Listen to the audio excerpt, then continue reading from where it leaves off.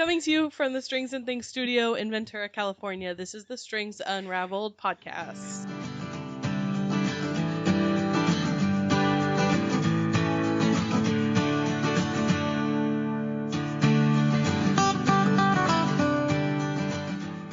Hello, everybody. Hello. Howdy. How's everybody doing? Welcome to April. Hello, April. What's special about April? I have no idea. Well, Apparently hot weather. I know. It's supposed to be like 90 tomorrow. Tomorrow's my birthday. yeah, tomorrow is Katie's birthday. And it's going to be 90 degrees. We're recording it on the last day of March, but you know, my mother-in-law didn't believe me when I said it was your birthday. She's like, "Really? I don't know anyone who's actually born on April Fool's Day." I mean, someone has I'm to like, be. It's somebody. Not like it's I know void. 2 people in my life. I'm like, I don't think Katie is playing a joke on it's us year the after long year. con I've been The lying long about my con. birthday. It's the ultimate April Fool's Day joke. oh my god! It's my birthday. Now April I Fools. have to outlive you, so I Yeah. can see what goes on your tombstone. Today, when we're recording, is March 31st, which was almost my birthday, but I was born at 2 a.m. On the 1st, so I That's held like out. Mirabella. She was supposed to be born on March 20th. I went into labor, labored half the day, and then she was born at 2:11 on the 21st. 2:01. Well, you're in some kind of club. Okay. I don't know what it is, but Well, what are we working on today? Who want to start? I'll start. okay. Birthday girl always People are goes just staring first. at each other. So I'll go first. like I can't talk about because I can't talk about that. Oh, All I secrets. didn't say what it was. We have a secret coming out soon. Yeah. It won't be announced when this podcast comes out, but check your emails because we have a project we've been working on, and that's all we are going to say about it, right, guys? Yeah. That's all we're going to say about it. because we might trip again. Stop looking but you're at never me. gonna I'm hear. just looking at Stop Karin. looking at me. Because I am the worst for secrets. I love But no, keeping you cannot secrets. bribe me. You and Dante, like my favorite memory. Dante spoils all secrets. This is my middle child. My favorite though is he's like 3 years old, and actually the product is sitting right in the room with us. I get home and it's just like Kevin's dropped him off with me, and he's taking the other 2 kids somewhere, and he's like, "Mommy, mommy, mommy, Daddy got you yarn for your birthday." And Kevin will never buy me a grip of yarn. He did buy me gift certificates to Anacapa, but that's the closest That's a we're good getting. present. Yeah, I had to beg for that year after year. My family was like, one who did it. James was like, "You want a gift certificate to the place you work?" And I was like, "Yes, Yes, I do." because- "That's exactly And I because get that's a where discount. that's money where I spend my went money." further. Yeah, I'm gonna spend it anyway. Yep. yeah. So I had to convince them the same thing. I'm I like, said, Dante, that's not real. Daddy didn't buy me yarn. It's a cute little apple cheek 3-year-old. And he's like, no, he really did. And I hate it because no one can ever surprise me with presents because things like this happen. So I'm like, no, he didn't. Yes, he did. Dante, you weren't supposed to tell me. Blah, blah, blah. Yeah. I'm like, okay, if Daddy bought me yarn, you need to go show me where it is. Uh-huh. So he takes me into Whoa. Alexander's bedroom. horrible. And- No child has a chance against you. Well, he's insisting. And if anybody If knows he's gonna me, tell. right? Well, If that's anyone true. knows knows me, like, we were joking about at the funeral home. We're joking about how you would die happy, and I said, Anne died with the last thing she said, knowing that it was right. She died happy. So, like, I love to be right. So I'm like, Dante, Daddy didn't buy me yarn. So he takes me into Alexander's room, uncovers the big box that the blanket is covering, and it's a Keurig. Which is the Keurig that's sitting right in our that's studio. Because we awesome. don't really use that at home anymore. So That's funny. See now, your Daddy husband's did very not buy me. your husband's you really have a smart. surprise? He probably told did the you tell kids. It gets deeper, guys. So, like, on the day before my birthday, I don't know, like, I turned too quick or something happened with the craft from the coffee maker, and I was making a pot of coffee and it broke. And so I called Kevin. He was out doing another errand. I said, Kevin, I need a pot of coffee, and it broke, and I can't have any coffee, and I really need a cup of coffee. He's like, just wait till I get home, and I got my present a day early. The coffee craft really did break. Yeah, not like, oh no, I broke it. No. Dante, you want to play with this? Here, go play in the street with this. Bit of glass. No. Yeah, really. I'm a good mom. I've made him play on the sidewalk with it. Not in the street. No. What kind of mud street do you take me for? Well, we should talk about what we're working on. Yeah. What are you working on, Katie? Okay, I have 3 things on my list. The one that I am knitting right now in my hot little hands is the Little Monarch sweater, which is currently a test knit for Jamie Hoffman. Her username on Instagram and Ravelry is Knitosophy, or Knitosophy, I don't know how you say it, but I have tested for her before, and I've knitted many of her patterns. This is a baby child sized colorwork yoke pullover, and it's got little monarch butterflies flying across the yoke with optional beads that you can add.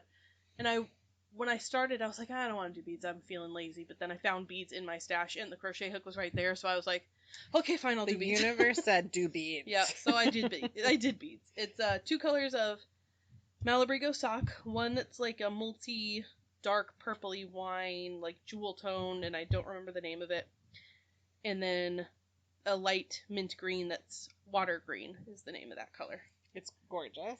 Yeah, I'm knitting it for my niece Emily. Her birthday is May. Hold on, May 8th. I have a lot of nieces and nephews. This one, her birthday's May 8th. So I was gonna say March. It's a little late. But... No. I got a month. And that's when the testing is due too. So it was like doing March or May, and I was like, oh, I'll make this for Emily. It's a size bigger than she currently is because she is not going to need it until 6 months from now at least. Yep. But I've got through the yoke, and now I'm just working on the stockinette stitch body, and it's pretty cute. It is very cute. I love it. It's reminding me that I want to cast on her other butterfly one. She has 2 other butterfly ones, I've realized. This is Little Monarch. She has one called Monarch, which is I think a similar motif. And then she has one called, I think, Swallowtail. Which has the big butterfly in the front, and that's the one that I'm also knitting. Yes. I mean, I haven't touched it in like a year, but so this one's based off of, I think it's called Monarch. But Swallowtail is also beautiful. And I was just saying last week or so, we were talking about butterflies, and I was like, I don't really like butterflies, like as a motif.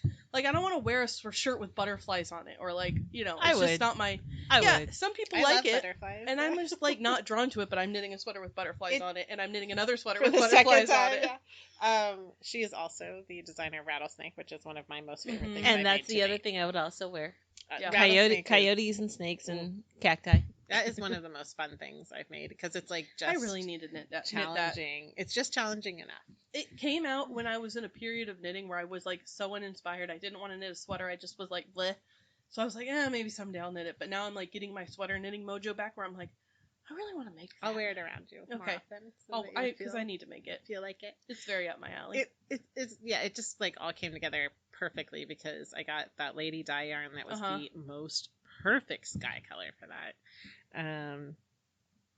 What else are you making? I'm knitting a second Rainbow in the Storm sweater, which is I want to see this. It is my most worn sweater that I have knitted for myself, and I finished it like a year last January, I think. In the land before shutdowns. I think it was January 2020 is when I finished it. So because I wore it a lot, I am not very far on it, but. You got through the desert part. Yeah, 4 inches of black ribbing at the bottom. So it's going to be similar to my first one in that it's a black base, and then I have... What yarn weight? It's 2 yarn weights held together, but are they both fingering? Fingering. Let me pull them all out in I'm my like in love colors as these come out. Okay, hang on. They're totally gorgeous. And this is the rest of them. So it goes like a purpley blue... like a multi-pink, purple, turquoisey. I've got an aqua, a brighter green. Now, was that stashed or did they come as a kit together? Because they're like perfect together. Louise is in there. Yeah, this was my. Did you make that bag? Yeah, a long time ago. Oh. These are projects. Like 2 of these were in my first Rainbow in the Storm. These 2. This is an old hedgehog fibers. This one is one of my favorite colorways in the world, and I can't remember who dyed it, but she had a series of colors based on The Big Lebowski. But yeah, I haven't touched it in a couple weeks because then I had to get started on this test knit because there's a date for that. A due date. This is going to be gorgeous. Yeah, I'm really excited about it. It's not a rainbow in this, necessarily. Like my first one was a rainbow. Yeah. It was like purple, blue, green, red, orange, like all the colors. This one's more. I just threw all my fingering weight yarn out on my floor and I like played with yarn for like an hour until I figured out what I was going to use. What I'm finding about those like favorite patterns when you go in to make your next one is you know what you need. Yeah. Like you can plan it so precisely. Yep. And those are the kinds of things I get like very compulsive about when it's like, oh, I could plan it down to the ounce practically. Yeah, because I knew how much I had used of the first one, so I was able to like reintroduce some of the colors from the first one into my second one, and I'm still excited by it. Like that's such a satisfying pattern to knit because it's so stupid easy, but like you have, I think it's like 16 rows around of each color before you change stripe, and you want to see what the next one looks like, and it's easy to like keep yourself moving. So, scrapper, that's my it's like that. I also have 2 baby blankets on my needles. One of them is on the porch, and the other one is the modern baby blanket. Oh, the cute blacks. Yeah, I haven't touched them since then, but I need to finish them because the babies will be born eventually. So, yay! That is all I am currently working on. That's pretty good. I'm excited about your rainbow. I think other people around the studio are excited too. I know one other person's making one. Oh, hers is going to be so pretty. I haven't seen her project or her yarn, but I know it's going to be gorgeous. Well, it's made out of the blanket she already finished, so we already know the colors are going to be so pretty. Yep. That, like, seeing how that one turns out could possibly bring me into ribbing land. Yeah, it's a lot of 1x1 ribbing. A lot of ribbing. So you have to do 4 inches of solid black 1x1 ribbing. It's like 300 stitches or something like that. And it didn't take me as long as I thought it was going to. And I don't know why. Because I remember the first time I was like, oh, I'm never going to finish. Same thing, though. Like, you already know you can I know what I'm getting into. Yeah. Like, I don't know. It's one of those, your brain plays tricks on you kind of perception things, probably. Well, I love that pattern. So, and Karin gifted me for my birthday a mini rainbow, like a rainbow of mini skeins. And I thought, oh, this would be perfect for like a kid-sized version of Rainbow in the Storm because it's all the colors.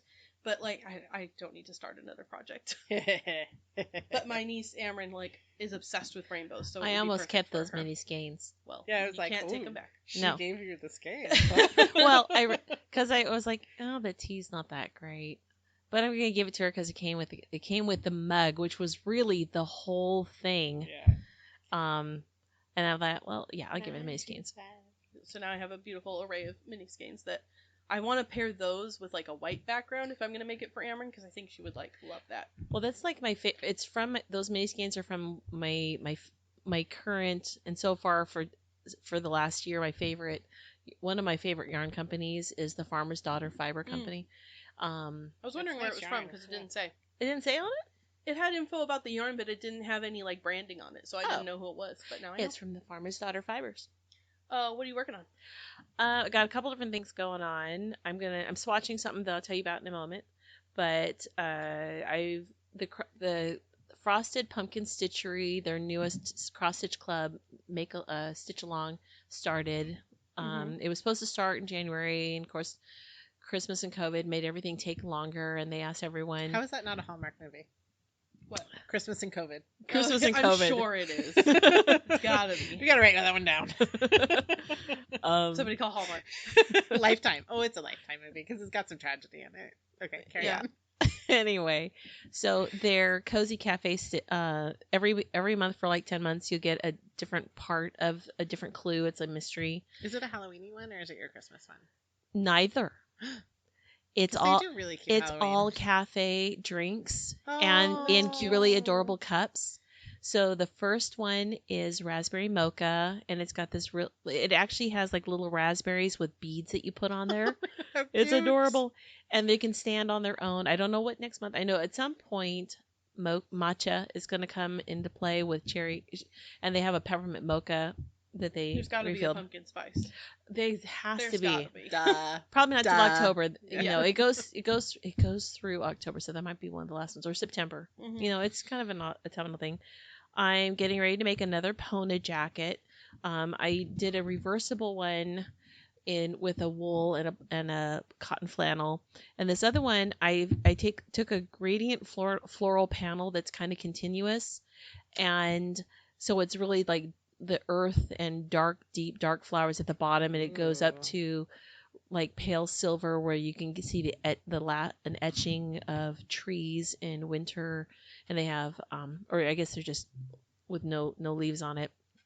So I'm getting ready to do that. I was hoping to do that before before Easter, but that's not happening. So maybe for Mother's Day. There's still like 3 days before Easter, right? I got other stuff I gotta do. I'm talking to Anne. She'll sew it up. Well, like, so I was midnight. looking at an old picture. It's actually from like as we were moving in. That was the year that Mirabella wanted an Easter basket, so I said she had to do all the trappings of Easter and practice Lent and go to church. And I had probably a Friday night. I didn't look at the date. Actually, I know it was a Friday night. A Friday night, I had her fabric, and I was here to sew.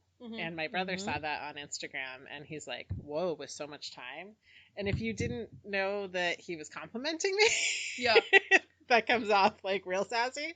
But no, like starting the Friday before Easter is like, is sassy for a little girl's dress too, guys. Is sassy a family trait? Yeah. It has it's sassy is like in the warm purple or like warm blue range of nice. And it has like a whole nother reading on the jerkometer. So Anne and I both started a sweater that we were inspired by Kaity, who never actually cast on, or maybe so no, I've got like 3 rows done. Yeah. Oh, okay, sorry, 3 rows. I found it in a bag the other day, and I was like, I'm never making this. I'm never gonna finish Even this. If it's probably become like a point of honor. Yeah, like... it's like when it's late night and your hands need to do something, but I just need something that I can't think about, but it has a lot of stitches. That's so the body of Miss Siggy is kind of perfect for that because it's nothing but stockinette around, and there's no shaping, no increases, no decreases, at least.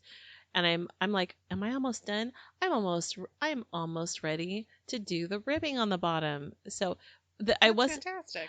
I was like, because I'm not doing the stripes in the same way. I've got more colors because I don't quite have enough of each.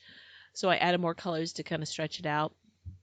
And I liked initially I liked the colors I started with, but then I was like, yeah, it's Halloween-y. Do I really? And now I'm into this awesome purple that's left over from something. I don't know what.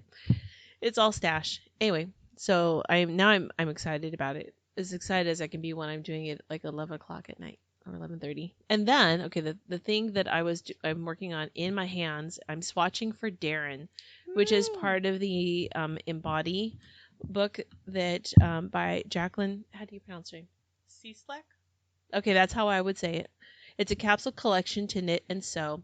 I have fabric to do wool fork, which is the sewn dress for it, but I'm just swatching because I have a cotton. It's Proverbs by Forbidden Fiber Company, and it's a cotton linen blend, and I'm pairing it up with a lace weight wool.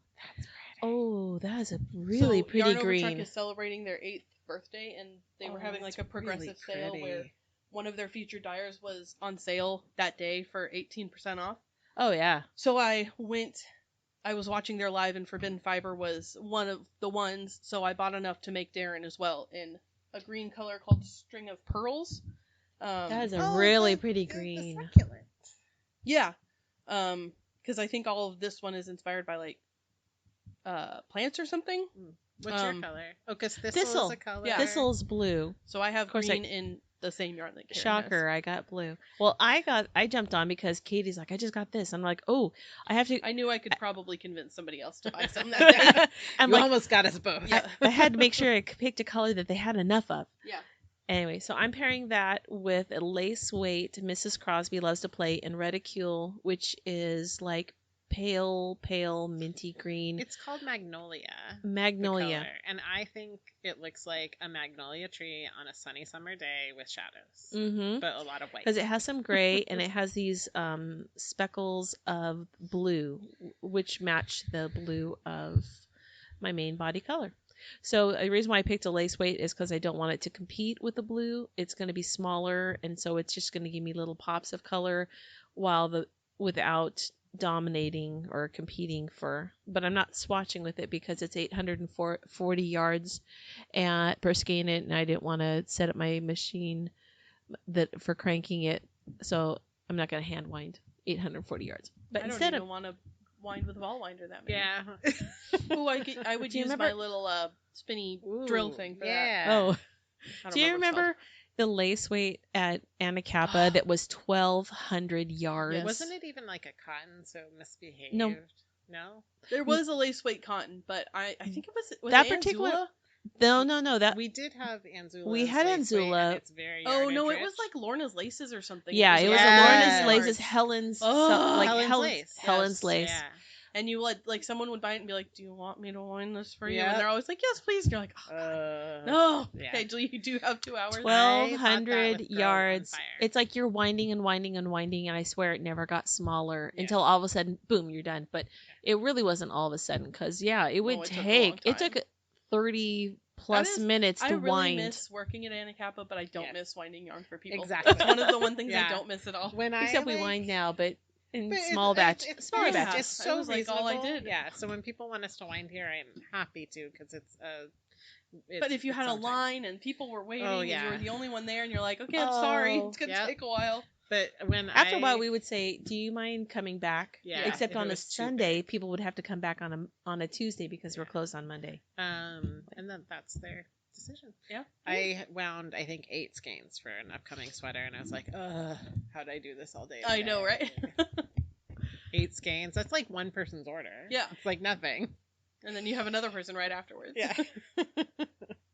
Although I wound, one of our customers had this really gorgeous linen stitch, I guess shawl blanket out of Pearl Soho, 15 colors, some of them with multiple skeins.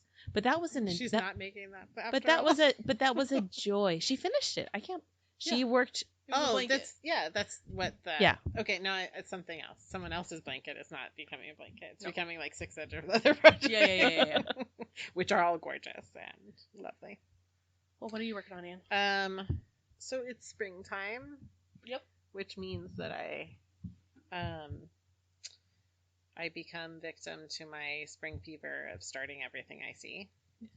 So I'm not going to talk about all those things because some of them may never resurface. Mm-hmm. I always think of Vivian Hawksborough's essay from Vogue Knitting a decade ago now, where she simply states, start everything you want without any guilt, because your desire to start that thing is going to help you grow in some way. It's okay if you don't finish that thing too.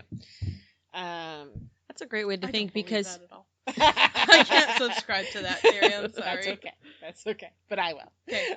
If it works for you, It does. It does. I don't believe it. So, one of my coworkers was talking about how much she likes. We were talking about the seasons we enjoy, and I don't love spring. I actually think I have opposite seasonal affective disorder, where spring is actually. They don't specify what season, right? But usually people think of it as an autumn winter thing. But spring is a hard time of year for me, and always since I was a little kid, a downer time. Anyway, which is weird. Yeah, we're opposites in that. I'm coming out of you're feeling like I'm in a funk, and I'm like, it's my birthday, I'm happy now. I love winter. And everybody's autumn. different. But that's your birth time. I wonder if you thrive in the season that you're born in. I didn't. As a child, I didn't thrive in anything. But as an adult, that's a different set of stories, isn't it? But my formative years were in colder country. Yeah, so you probably don't mind it. I am an late August, so that's that Indian summer going into fall and autumn. So anyway, startitis.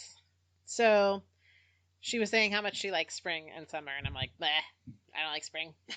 Nothing about spring is exciting to me. Easter, I'm grumpy. Bleh.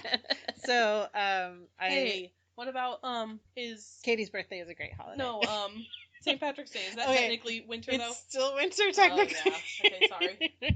Okay, sorry. March 17th is 4 days. 3, depending on if you're using the old equinox or the new equinox. And then Mirabella's birthday happens, and that's all downhill from there.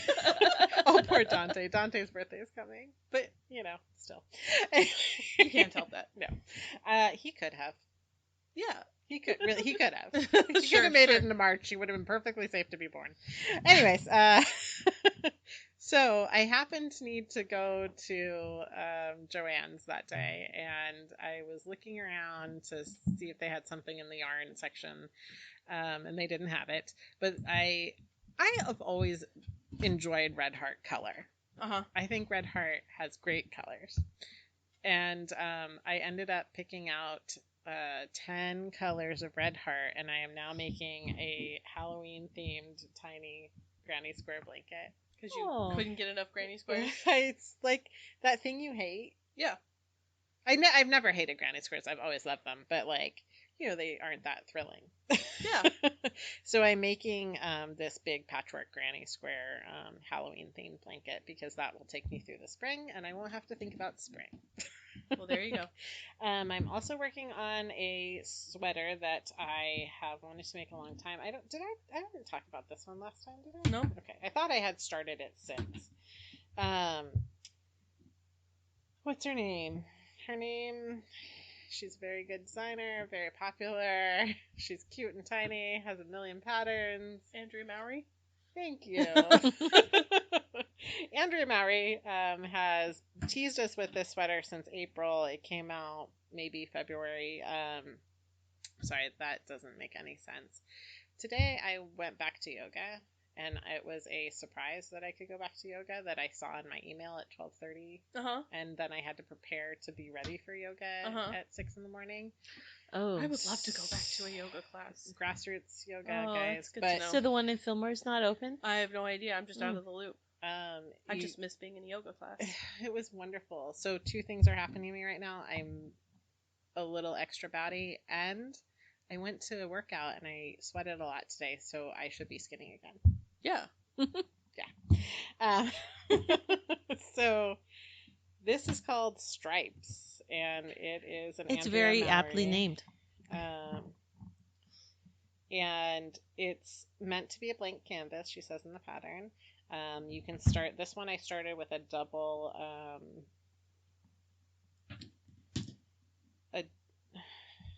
a double thick ribbing. This has a different name. Like a hem? Yeah, like a hemmed ribbing. Yeah. It's folded over, it's double thick. Or you can just start straight away with ribbing. There is a word for that. Anyway. Someone's screaming it at their speaker right now. Yeah, it doesn't matter. I think it's in the pattern. Doesn't she matter. called it something. So I have been hoarding and collecting all my little dribs and drabs of Sportway and DK from all the other Sportway DK projects I worked on last year. If there is enough to make a stripe, which I'm doing 8 round stripes, then it's going into the sweater. So there are, I have 18 colors planned for this. Ooh. And when I do something like that, I take an index card and I put a little snippet of all the yarn in the order I want to make it. And I'm keeping track of the weights. Nice. So I know exactly the yardage that goes into them. That does look fun. So it is. I'm making a second one, but I don't want to talk about it right now. It's going very well, but I don't want to talk about it right now. You'll just have to wait. Stripes is very fun. It's just called Stripes? I think so. I am going to make a third one. Of course. And you were wearing a really cute black and white stripy top the other day. And that's just the classic black and white thin stripes. So I have too much black and white yarn for a different project I'm working on. So now I'm going to do that sweater, which is just a yoke-shaped sweater, black ribbing, and then skinny black and white stripes. I still want to make that stripy thing. It was a cardigan. Oh, crepe? Yes, in black and white. Do it. I should. I really want to make that. Sweaters I make many times. Crate is on the list. Yeah. Yeah. I love that sweater so much.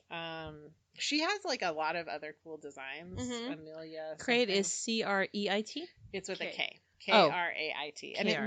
it means something in her native language. It's just not like CRATE. Yeah, I just wanted people to know it's spelled differently. That's the name of the planet in the presume. Star Wars crate. Yeah. Maybe that's what it means. I think that's what this is, though.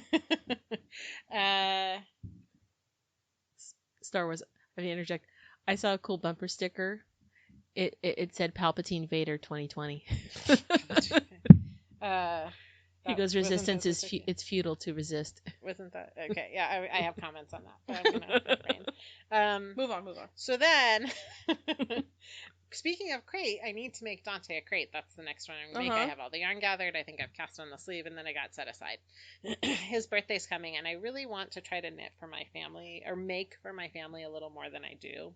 Mm-hmm. I spend a lot of time just making for my pleasure. Same. And not spending that time on them. I don't remember the last time I knitted something for a family member that wasn't a child. Yeah.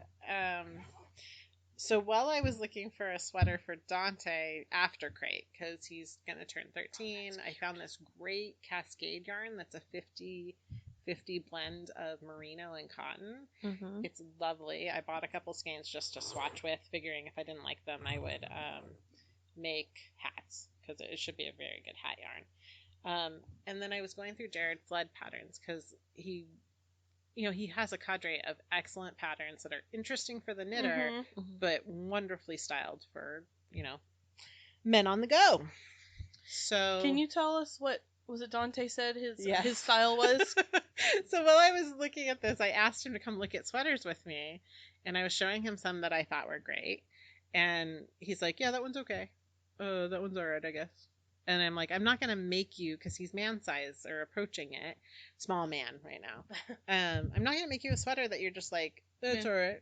So how would you describe your style? Dante's like, casual, nice quality, but I don't want to look like I care. And I said, that's my style too. You dress a little better than Dante. Thanks so much. Significantly better. So, in jeans and t-shirt. In pouring over... Oh, I just dropped my computer on the floor. Sorry, continue. In pouring through Jared Flood patterns, I came across his 10th anniversary publishing of the Cobblestone cardigan, which is one My mom has made that pullover. Yeah. She wears it all the time. I showed him that, and he's like, nah, the pullover, because I thought that'd be perfect. Sweater. It's not good for the yarn I have in mind, but I love it. So I'm making the cardigan. Mm-hmm. And I had bought this yarn. It's a Hobby Lobby yarn that is quite nice to work with. It's like fingering weight yardage, but in a sport Can way. I see? It's like double thick of that stuff you're using as your black. So I'm doing pretty like color. A gradient fade. Look at all the grays and black. And like a brownie gray into cream, and I had white next to this cream, and you could tell there was a difference, but I don't want such a huge white section in the middle of my sweater and my sleeves. It'll land right at the elbows. So I took the white out, and that's going to go into that other striper. But this is a total mindless project. Mm-hmm. So I'm just working on that one intermittently. And then I have something fun. I'm just like in the very starting stage of getting my feet under me with this project, but it came with a great basket. Okay. See this that great is a nice basket? Oh, wow. It's like a woven, big, cylindrical basket. It's really deep. That's like 18 inches or something? Yeah, probably at least 15. So this lady passed away, and her picture was just so cute that went into her obituary. And I was reading her obituary, and it talked about how she loved to knit and crochet for all her family. Aww. And when I was talking to her daughter, I said, I'll bet that I met your mom, because I worked at the nice yarn shop in town, and I'm sure I met her at some point, because she looked a little familiar. She's like, oh, no. My mom went into Michael's every week with a 40% off coupon and bought one skein at a time of Red Heart or Karin. Yeah. And then she made blankets for everybody. So I received the last blanket that she was working on. And I have permission, like I'm not finishing this for this gifter. I have permission to give it to anyone. Mm-hmm. It's this lovely peachy, perfect peach I think that was a Karin Pound of Love. And then just white Red Heart. and it is what it is. Which is a good yarn for baby blankets. Oh honestly. Yeah. I love that color combo too. It's I'm really into peach right now. It's like a creamsicle. Yeah. Like I want to eat it up. So it's probably about half done, and I'll finish it up, and either I'm thinking about putting it in our donation setup, or I will give it to someone. Except I don't want to set the precedent for giving Kevin's friends baby blankets. So it'll probably go to a deserving child on the other end of our donation. I got a dead lady's yarn recently too. Okay, I try not to receive dead ladies. I try not to either, except my dad had brought it home for me one day. Lovely! And it was in like one of those like Rubbermaid 3-drawer plastic things. All right. And I was like, well, it all, you know, at least I have thing. that. Like I could use a set of drawers. And it was like there was like a whole bunch of needles, and the needles are fine. They're like straight metal needles. I put them in a little jar. They look cute. The yarn had like little buggies in it. Oh, daddy. And I was like, I'm just gonna throw all this away. Yeah. And then like the plastic container was like kind of cracked and stuff, so I just threw that away too. But like, I got nothing good out of that. you know, I did get some nice like metal crochet hooks and like stuff good. like that, but that's good. I didn't get a nice basket and a pretty project. I was so because I didn't know what would be coming my way when this lady said, "Oh, I have this unfinished project. The last thing she was working on. Yeah, I could give it to you and you can finish and you're it." like, well, I was when there was no obligations of her make it asking for me my to daughter finish or whatever. It, yeah. Because I would have absolutely said no, thank you, Yes. if it had been otherwise. I was concerned, especially with the right. I went into Michael's with my 40% off coupon and bought one. I mean, you know what you're gonna get though, right? But the fact that it came with this beautiful basket, and this lady must have been very meticulous because this is not an easy kind of basket to keep nice. It looks brand new. Yeah. It looks totally brand new. Yeah. I did a project once. Speaking of dead lady yarn, but I was asked to finish a project because it was one of those where she was it was a grandmother and she was working on a blanket for the last grandchild. Mm-hmm. Everybody else all the other grandchildren had gotten one. This one was partially, and she had cancer. And I just was bawling when I was finishing it for her because Aww. I could see the progression from the stitches in the beginning through chemo through the end. No. You could just see, and I was like, so I had to pull a little bit of it out just so it was a little more even, but it just broke my heart to see, because you could see in the beginning the stitches were great, and as you could just see her struggle in her stitches. Aww. And plus I'm like, okay, so I'm gonna finish this for the last grandchild, because that will be the memory that the last grandchild. That's nice. It's a long time ago, but that's very but lovely. it was like I didn't expect to get so to emotional to feel that, but when you're picking up somebody else's stitches, it's very intimate to because get you're someone's stash to finish a project. A project, you see what they did, how they worked. Yeah. That was. Well, we should do what we have finished recently, right? Yes. So I have, 4 things. I finished Rift, which is a t-shirt by Jacqueline. Do you have it here? I do. See Slack. So this is with Zoe, so Juniper Moon. Oh, that looks awesome. How many skeins did it take? I didn't weigh it. I think it's less than 3. Wow. Because remember at I Anna can Kappa, weigh it and I would know, but because I have some stash. Scale is very far away. I know. Can't do it. But I love it. Like that color is fantastic. It was one of those things. I put it down when I was like in the body, like this far, and I was like, this is a small project. I should pick it up and finish it. And it took me like a week to finish it. It's perfect. It's like a black navy. It's beautiful. Yeah, it's a good color. It was not a confusing pattern because her patterns are very well written. Yeah. But there were so many options. Like if you want to add bust darts and multiple sizes of bust darts, and if you want to add bicep shaping, if you need a larger size, how to do that.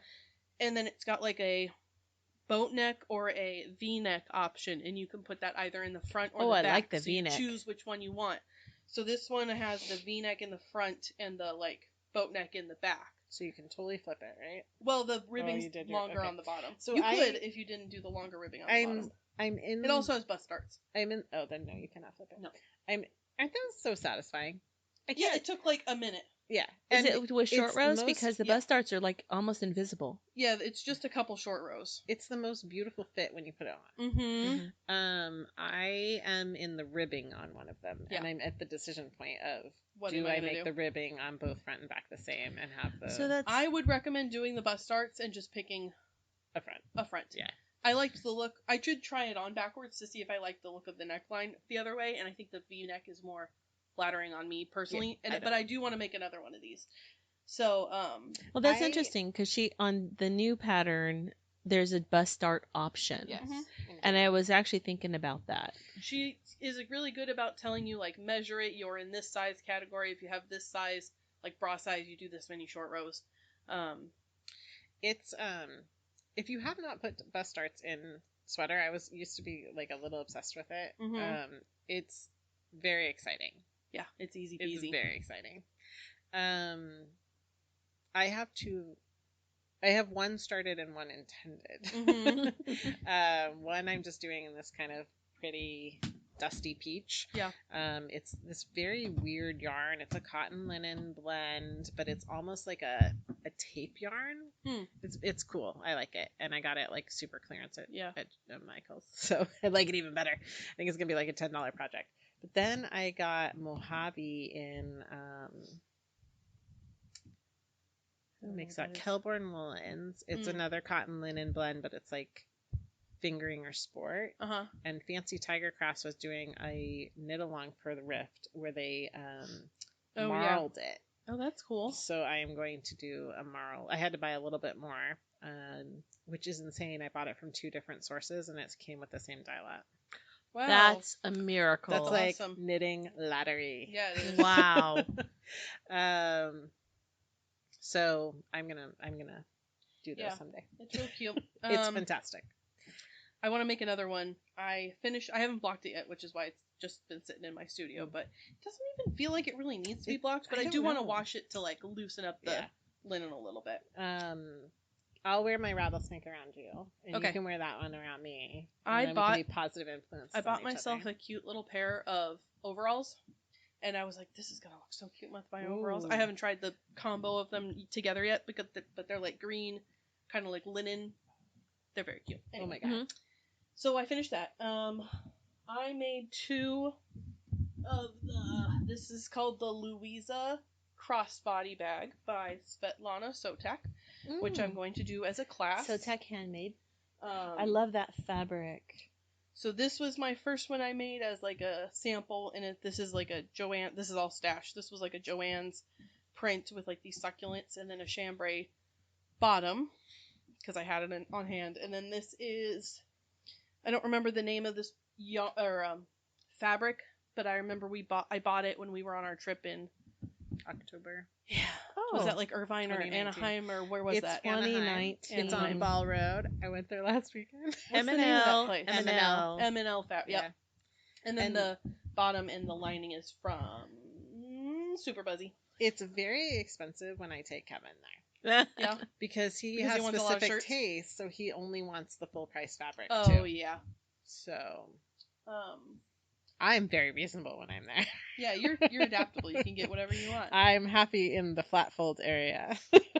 Yeah, that's not where this was from. I paid full price for that one, but I do have some of the flat fold. Like I bought a yard or 2 yards or whatever of it. It's gorgeous. Yeah, and this was a fun pattern. So this is the one I filmed for the class. So if you take the class, you'll know what I'm talking about because you'll get to see it. But I made 2 of those, and then the other thing I'm gonna talk about is a little weird, and I didn't bring it with me, and you'll know why in a second. I feel deprived. No, you don't want to. Not that you don't want to see it, but I made some underwear. All right. Which is a thing that I had done. That's something I want to do. It's a thing I had done before, like a while ago, like years ago when I was more into garment sewing. And then I don't know why I did it so recently, except that maybe, I don't know why. I was inspired to do it. I used some old...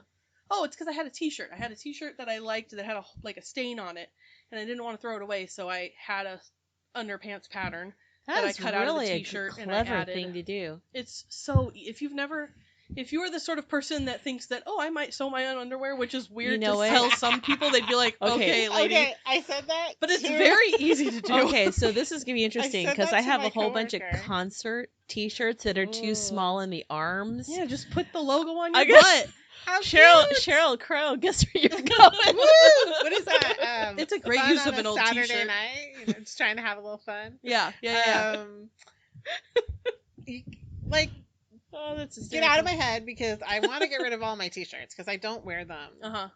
very much It's in a my great like use for regular that. wardrobe. I And they're love wearing taking T-shirts. up a whole drawer, and I've been thinking about different things I could do. Underpants out of the t-shirts hadn't come up, but I know I was thinking like in that Something. direction. You take an old pair of underwear you really like, you cut it, you trace it for a pattern, and then That I was my did next fold over question. elastic around the top of the Which legs. I but- have a lot there's of lots for of some options. reason. So I don't know why. that's why I didn't bring it to show me because I have worn them since, and I don't think you want to see my I undies. don't. You're right. Oh, you don't know, wanna I have. see- If they were new I have and a freshly picture sewn, of them before I've worn them. Okay, new and freshly sewn. I'm Yes. interested. I have a picture of them before I wore them. So, because I don't know why I took the picture because I didn't post it. I didn't intend to post it. I don't know why I took it, but I was like, this is the thing I made. I should take a picture of Yes, if all things must be chronicled. it. But it's so easy. It took me like 10 minutes. You just cut them out and throw some elastic on them. So they're comfortable around the leg.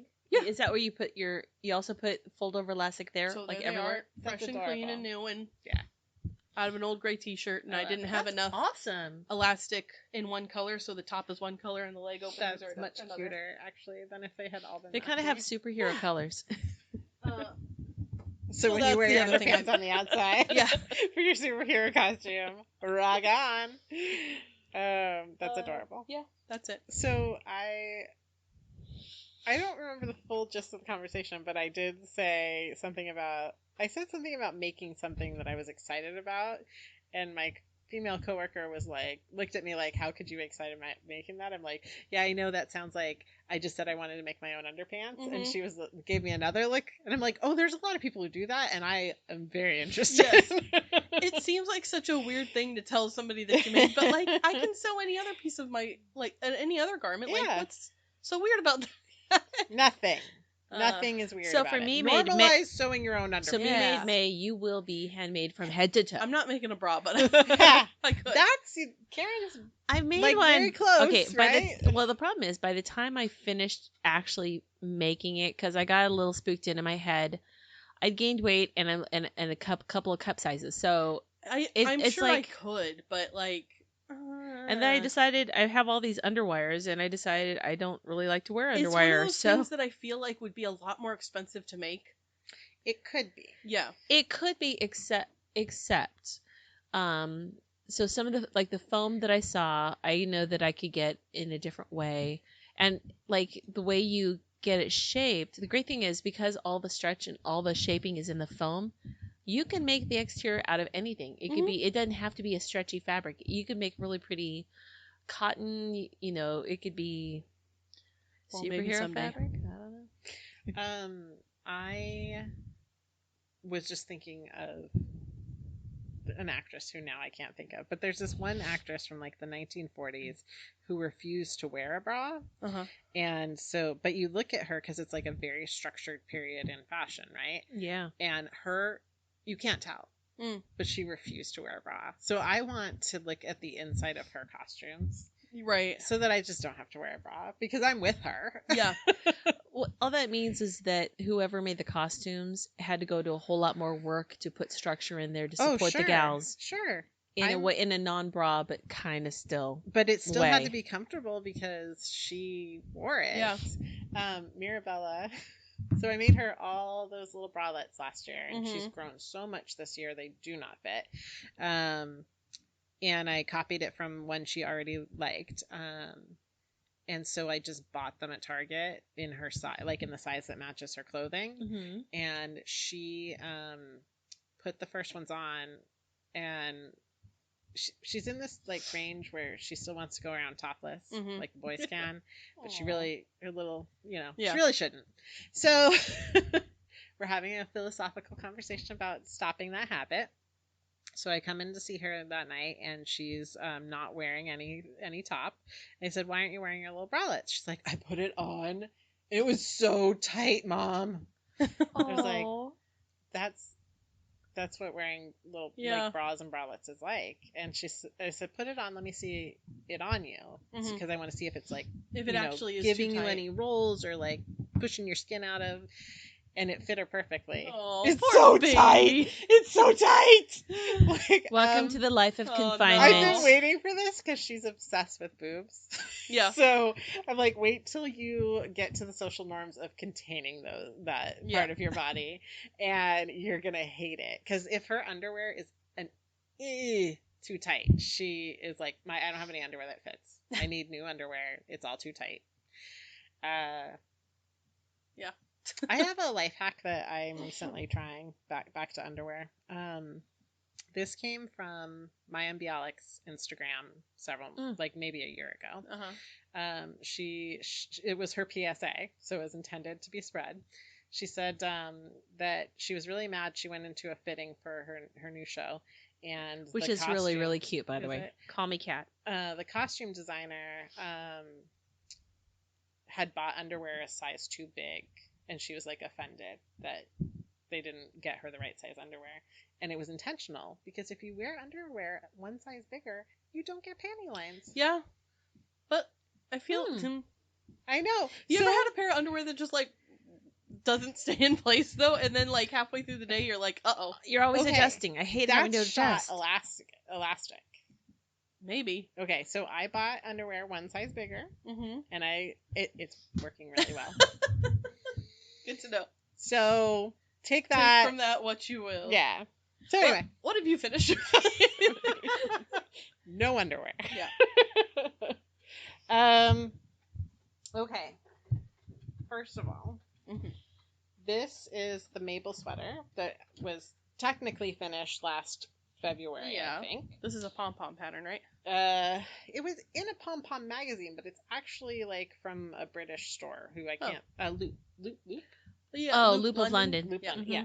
It was an advertisement in a pom-pom magazine. I still don't love it, but I finally took the 3 inches out of the sleeve that was too long. Because I am doing a capsule wardrobe. It's like, I need variety in my clothing, but I also don't like spending a lot of time preparing my clothing and getting ready in the morning. I like to leave about 10 minutes before I have to leave. You like to leave 10 minutes before you leave? I like to leave 10 minutes to get ready before I have to leave. So I splurged at Target and bought a whole bunch of their current spring clothing at Target. And then I integrated some things that I already had. And then I realized I had some things that were cut out and ready or needed to be finished that look at you work. With your fabric cards. So on Sunday, I did the least productive thing, but really it's going to help me the next 76 work days. Yeah. I took 16 pieces. 3 of them are me made, and one of them is Maple sweater, because I was like, I need one more like coat jacket thing to add to this to give it a little more jazz. And I realized I have this sweater that just needs a little bit of surgery. So I did surgery on the bottom of the sleeves, cut out 3 inches off of each cuff, reknitted the cuff, and now it's perfect. The thing I don't love about it, I think I need to block the yoke again, because it's always like sliding and slinking down my shoulder, and it drives me very crazy. It's okay if I button it. Yeah.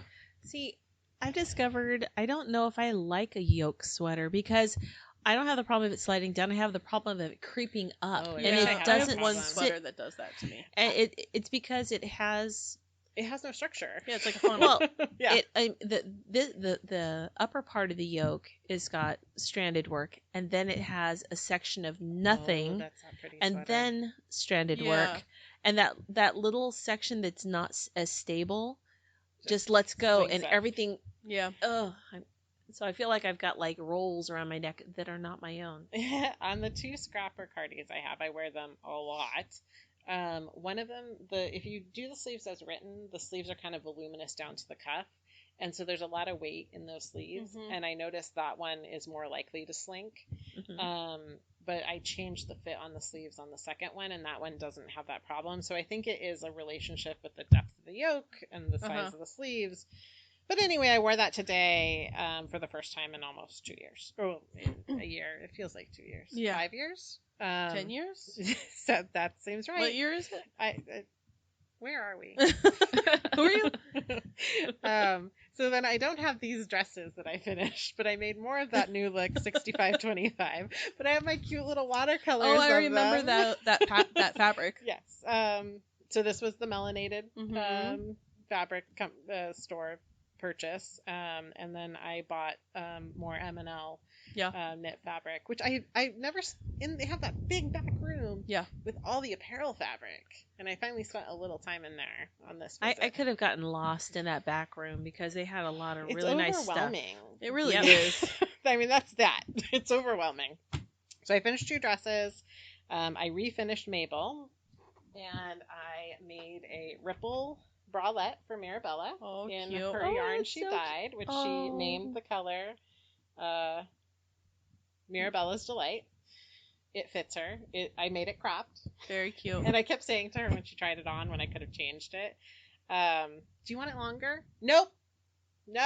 Is this the adult size? You just made it I made the small? adult size. She measures a 32-inch chest right now. I think I knit one for my niece. I think I made one for Amryn. But I just made the smallest adult size. So I have one bone to pick with the pattern, which I should have made an executive decision, which she says do a standard bind off in the rib in pattern, and I should have done a stretchy bind off. And I think she's a little uncomfortable. She's like, I feel like I'm gonna break it when I pull it on. When she pulls it on, yeah. So I'm like, you won't break it. She might. I'm gonna block it because she's convinced that will make it softer. Okay, pass this around. She can't handle fluff. She doesn't like yarn, right? Yeah. She is famous for saying, this feels like yarn. Sometimes I don't like yarny things touching my skin. Yeah. So I recommended that she wear it like a slip dress. You need to make her one in like cotton. I'm thinking about it because I'm gonna make myself one in Cascade, whatever their Pima, Heritage Pima, to wear as like a jammy top. And then, the Granny Square blanket. Oh, wow. So Katie and Karin are taking in so much pretty yarn. Whoa, this is it's so pretty. It is the best. And I have never owned a high quality yarn blanket. Stop it, Katie. She's trying to take it. I saw nothing. My back was turned. This is so warm. That looks so cozy. I want one for my bed. So warm. Yeah. Like my son. That's a lot of wool. Yeah. My son crocheted me a blanket out of acrylic for Christmas. And it's lovely. And it's perfect layer with another blanket. But this. Yeah. This is wonderful. wonderful. It's like a weighted blanket. Wool, it is. wool so nice. makes a difference. Yeah. Sorry, I was late now. I love. Tell us the yarn. Join. What's it made from? It's Malabrigo. I said it in the title. It's gorgeous Malabrigo. It's in the name. But it has other things. Like, you guys thought this was California It is. Love. It is. It looked different. Okay. From different times. It does. It's the same. Yeah. Okay. I have another skein of California Love that's maybe older. Maybe. Okay. So you saw the lighter. But you know what? I do see I see these colors all in it. I realized. This one just has so much gray in it. Yeah. Both of my colors were California Love. One was that one's California Love too? No. The double one cowl. was California Love A, the other was California Love B. They were different dye lots. Okay, well, so there could be some Zen Yarn Garden in here. How long did it take you to put it together? 3 sittings, maybe. Wow. To do the edging too? Edging was, I did it over last weekend. It was like my main project I took on our little Mirabella birthday party trip.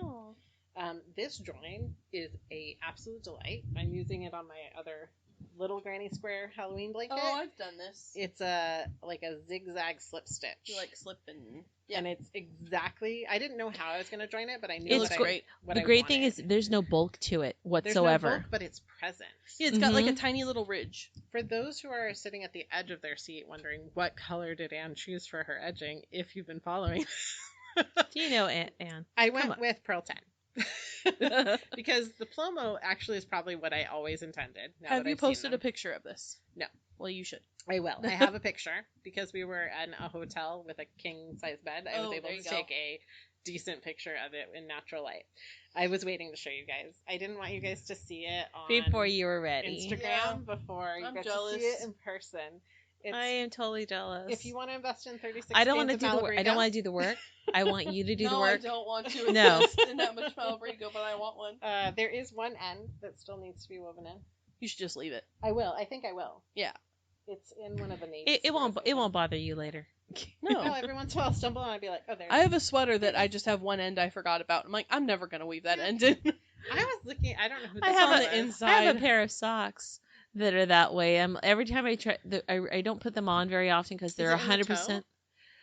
Yeah. Because Cat 40 says you don't have to. Yeah, it reinforces and keeps your toe from getting a hole. But you would think that it would bother me more because I don't like the texture of something like that at my toe. But I don't wear it that often, and you're right, it just sort of fudge itself in. So weaving in all the ends took about as much time as joining. Yeah.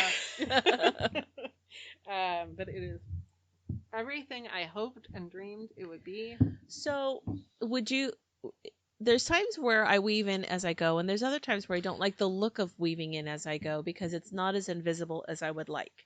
And there are sometimes I don't like the look of it, but I do it anyway because I don't want to weave them in. Weave them in later. Well, I know it's like I may have stuff that's half woven in and as I go and half not. Yeah.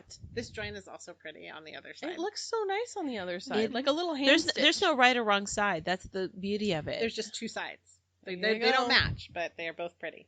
So with my little granny square one, it's gonna take a lot because I'm only going 3 tiers out. Are you gonna make it as big?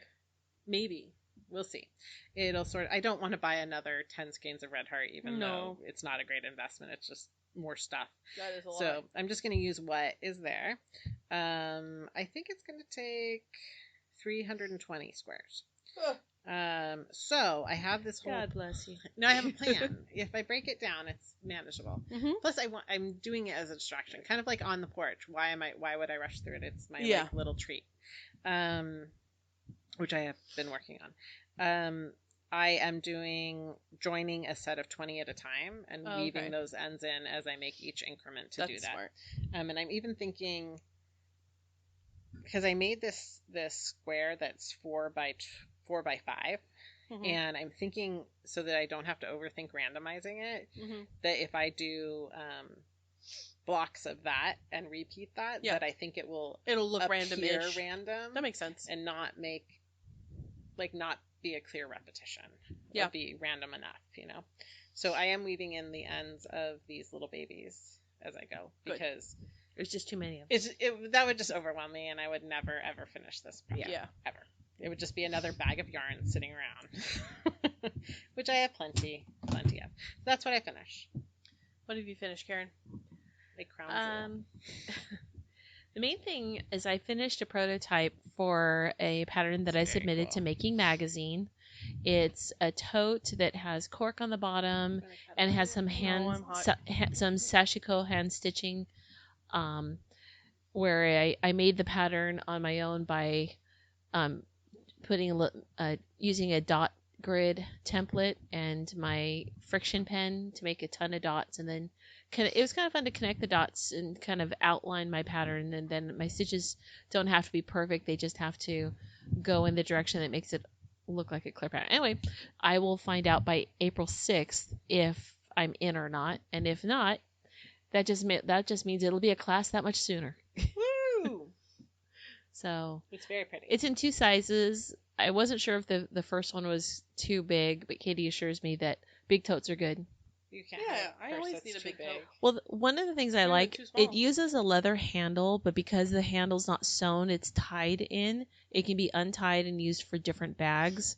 It could also be taken off, and so that the bag itself is more easily washed. Cool. Though I would wash it, because of the hand stitching, I would wash it inside out to protect the stitching. But that's the only thing I've actually finished. I'm horrible of thinking on the spot. Did I finish anything? I don't think I did. I'm a slow worker. Yeah. Well, some months are like that. I understand. Oh my goodness, this year until now. Yeah, that's true. Well, I was thinking about what I wanted to have us talk about because our tradition is whoever's birthday month it is gets to pick the topic of the episode. And we just came up on the 2-year anniversary of my grandpa passing away a couple weeks ago. 2 years? Mm-hmm. I was talking to my grandma and my mom how grief is weird in that it feels like it was yesterday, but also 10 years ago. Yep. Yeah. At the same time. But it's kind of a roller coaster. It's in, it out, it's in and out. Yeah. Waves, sometimes we describe it as waves. Yeah. But I was thinking about him because, just in general, and how much of a maker he was in his own way, and how there are people in our lives that inspire us to be makers, or people that that make really cool, incredible things that, maybe it's, it doesn't have to be fiber related. Maybe they're an artist, maybe they're a baker, maybe they just, there's something that they do. So I wanted to just have a little chat about maybe people in our lives that we know that have inspired us in some way.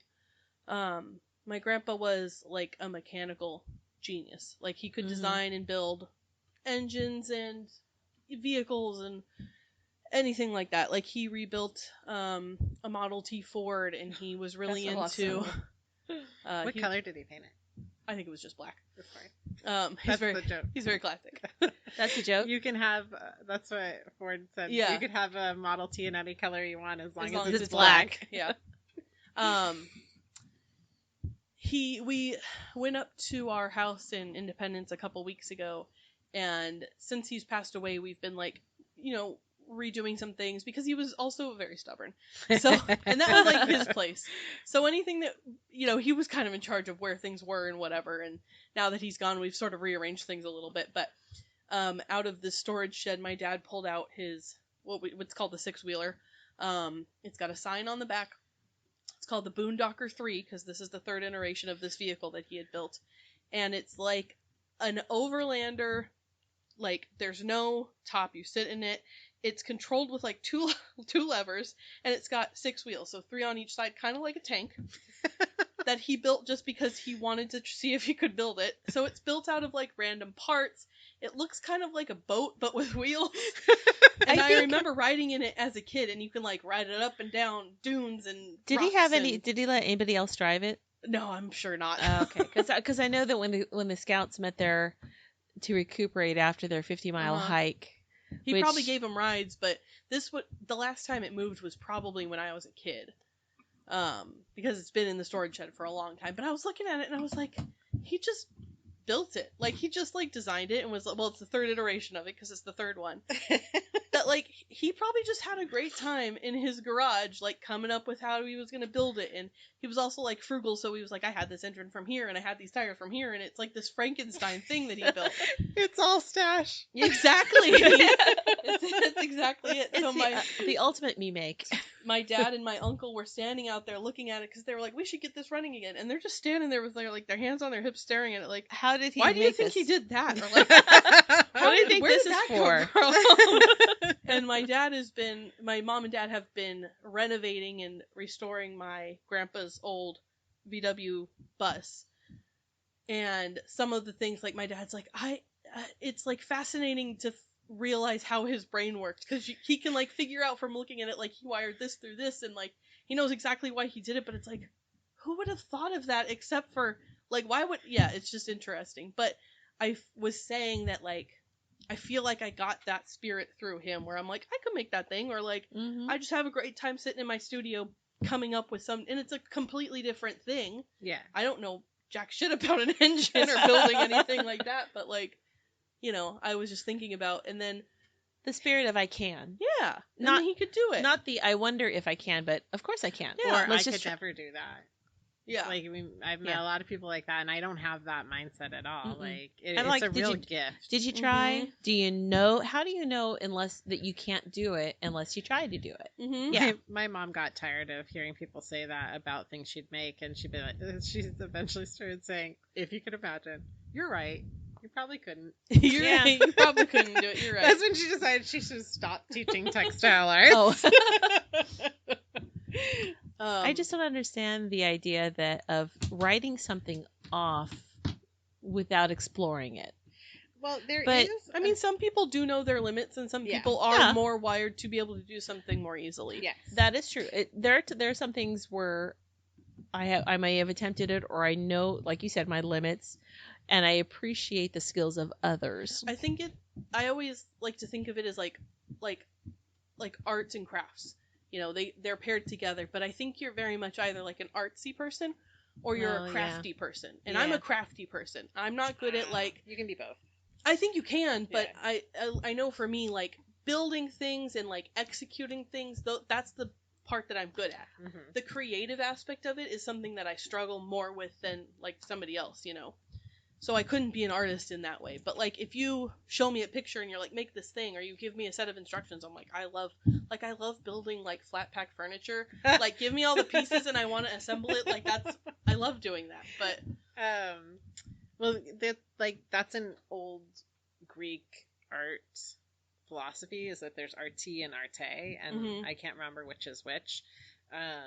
One is the spirit and the feeling of art, and the other is the craftsmanship and the execution. And so sometimes you're executing both, and sometimes you're focusing on one or the other, and they can both be so very satisfying. I definitely grew up in a household of makers. Like, there's only I can, and I will do it myself. Yeah. You know, I think I take a little, I mean, I don't know. I think I'm a pretty good blend of both my parents.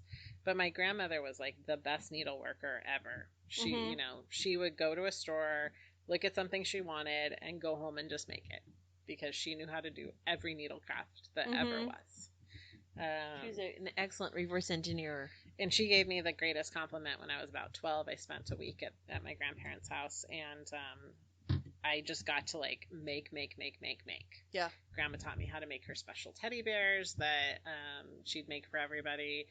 That was the time she taught me to knit, when my famous story of, oh, Grandma, you don't understand me. I'm just going to wait for my parents to, because I kept saying, I want to learn to knit. And she was showing me garter stitch, and I wasn't getting the pretty this isn't knitting, Grandma. Yeah. And so the third time I asked, I just knew better than to keep asking the same question.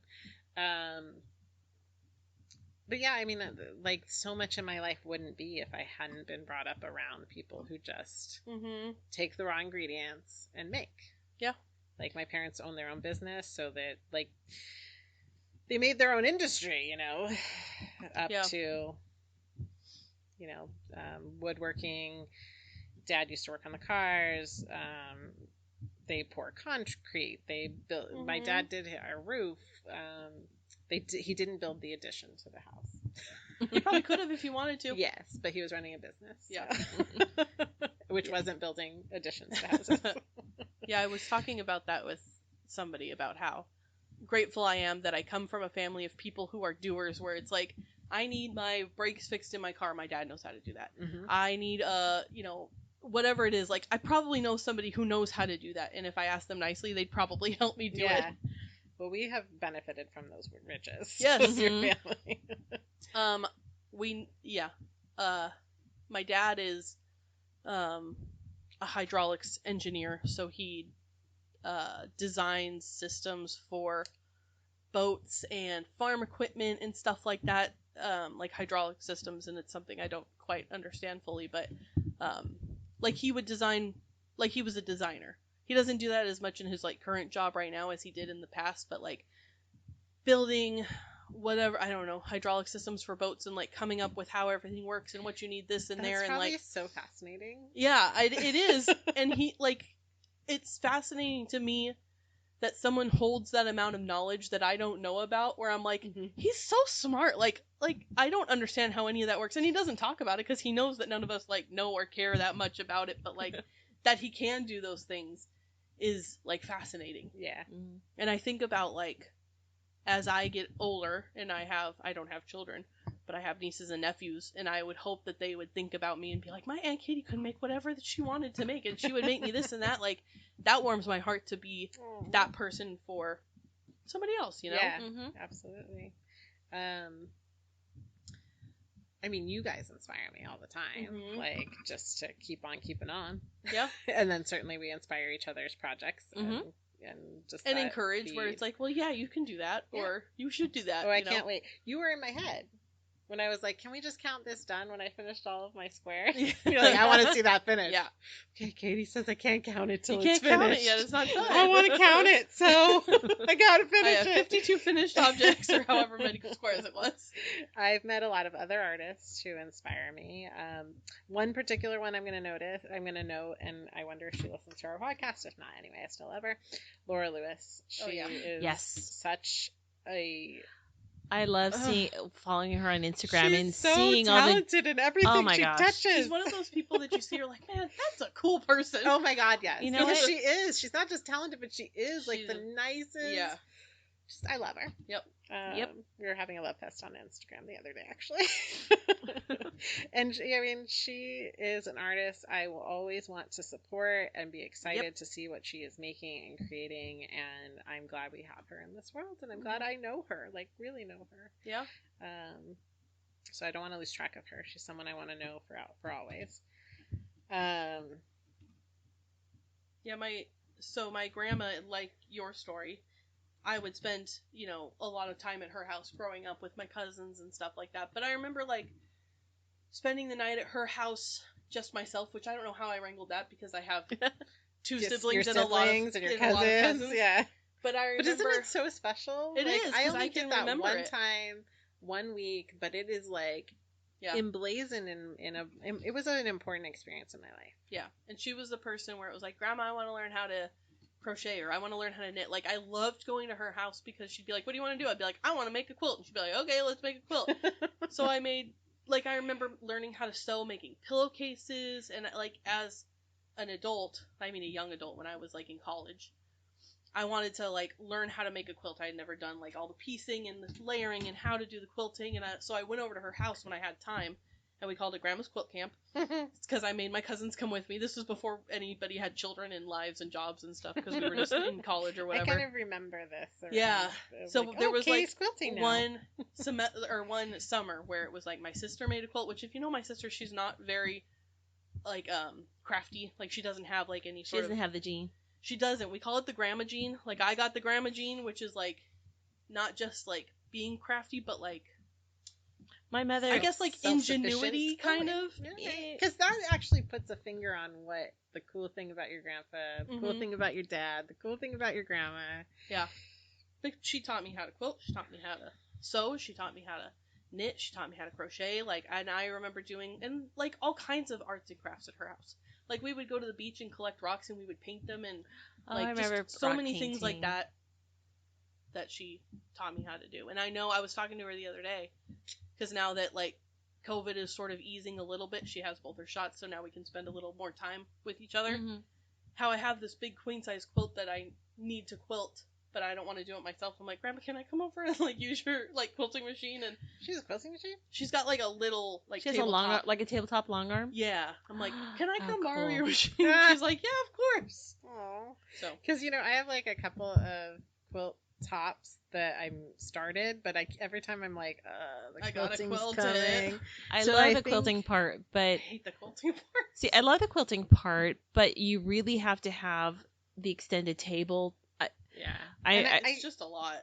The more I made it work with a bunch of encyclopedias built up around my machine and books, but it's just not the same. Yeah. I'm thinking about. I think it's time for me to just give back and support a quilter. I was thinking the same thing. I think I'm just gonna build. Is Joey still doing that? I think she might be. Deb. I also have some resources that my grandma gave me of people that she uses. And then so I'm thinking I'm gonna audition some people. Mm-hmm. I am kind of picky about the amount of machine quilting. Mm-hmm. I do not like the heavily quilted. It seems like the problem when you and I do have a tendency to overquilt because you get so excited about it. But the problem is then the more you quilt it, the less loft you have. Yeah, right. It's stiffer. It doesn't. On the other hand, that the ones we have are probably gonna last a long time because there's almost as much thread as there is anything else in there. Fair enough. I have a but if I wanted, appeal to me. It doesn't have the cozy lofty feel.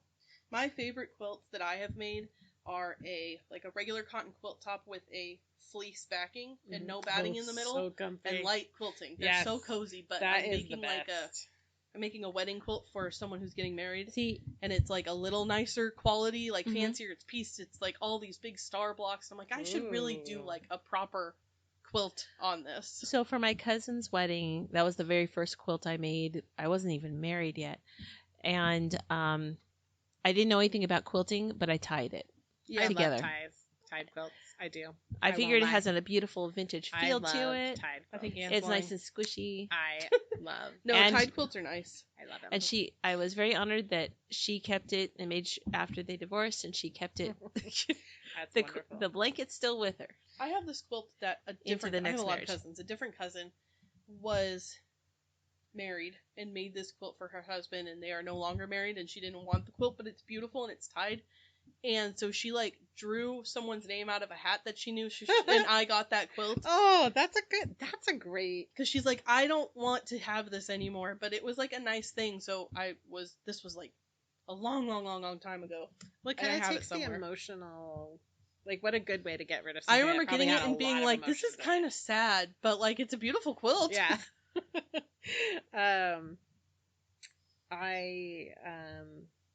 I'm just gonna have to work that and wrap my head around that's gonna be a cost in the project. Yeah. And just get over it. Yeah. I'm not making these quilts to save money. If somebody is listening who knows of a good and reasonable quilter, or if you are one, please let us know, because I am also looking for one of those people. We'll have to trade ideas, references with you. So yeah, I'm lucky to know so many creative people. I was the same when I spent that week with my grandmother. She gave me this wonderful compliment that's been in my head forever, which was, that girl's head is always working, isn't it? She said it to my aunt. Just kind of, I had this whole project plan, which now, knowing my daughter, I was gonna say, it kind of sounds like Marabella. Yeah, that girl's head is always working, isn't it? Talks a mile a minute so fast that her little mouth can't keep up with what her brain is trying to express. And I'm sure I was a lot like that. Yeah. I was a little bit more precocious in the way I spoke, but I'm sure I just went into whole, because I do that now. I have a whole story to tell you. You have to listen to every detail in this story, because I want you to have the whole picture. And then I might get to the point at the end. And precocious. Maybe. As we were talking, I was thinking about other people that I know. My cousin Claire is not, she's famously not an artsy craftsy person. We went to a she's a painting. Such a good photographer. She's a great photographer, and I remember we went to a painting class, and it was one of those she told you exactly what to do, and it was in a big group, and we looked over and we're like, "What are you doing, Claire?" And she was like, "Oh, my paints." Oh. But she's an author. She wrote a whole novel, and I read that. Is she working on a sequel? Because I've been waiting for the sequel. I think she's working on something else right now that she's inspired by. But if you want to read a book by my cousin, you can read Across the Formidable Sea by Claire Laminin, and you could get it on Amazon. It's on Kindle. It's in my to read. I also have a physical copy, but you should buy one and send her some money. You buy Claire's book. Yes. But I can't fathom. Can you get writing it from bookstore.org? No, she's self-published, so it's not through a. Because I know I got it. Well, because I know I got it out of. She should Amazon. go to Timber Books. She should. And she should show them her book. And they should do a signing. Yeah. I'm writing your business plan, Timber Books, strangers. Claire, are you listening? She doesn't listen to this. But if you're listening, Claire, you should do that too. Just tell her it Easter. I can't fathom writing a novel. It just seems like such a to be able to sit down and put task. I mean, it's hard enough. It was hard enough in school to write a 3-page essay. I remember being pretty good at writing essays, but that's because we had a formula we had to follow. It's 5 paragraphs. Yep. But writing a whole novel, beginning, middle, and end, and editing it. I was really good at essays. I knew enough key points that I could hit the points and I could BS myself in between. Mm-hmm. Oh yeah. And it's I was good at that. See, that's where I mean, that's what I considered that I was BSing it, but I had teachers go, "No, you did understand it. You just, I'm like, okay, whatever. Sure, whatever. That's what BSing is. You want to just keep giving me good grades? Yeah. That's okay.